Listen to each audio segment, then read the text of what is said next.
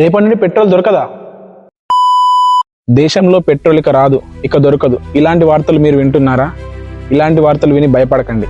ఒక నిమిషం ఆగండి. భయం అనేది ఒక వైరస్ లాంటిది, నిజం కన్నా తొందరగా వ్యాపిస్తుంది.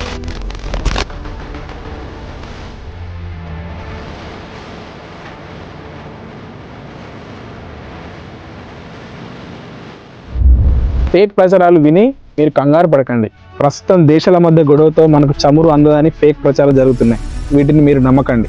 భారత ప్రభుత్వం మనకు అధికారికంగా ప్రకటించలేదు. అదేవిధంగా చమురు సంస్థలు యథావిధిగా పెట్రోల్, డీజిల్ అందుబాటులో ఉంటుందని నోటీస్ కూడా ఇచ్చింది. కావాలంటే స్క్రీన్ మీద పెడతాను చూడండి. బాధ్యత గల పౌరుడిగా నిజాన్ని తెలుసుకోండి. అబద్ధాలు నమ్మి ఆందోళన చెందకండి. ఈ వీడియోని వీలైనంత వరకు షేర్ చేయండి. నిజాన్ని తెలుసుకోండి. మళ్ళీ రేపటి కలుద్దాం. Bye bye.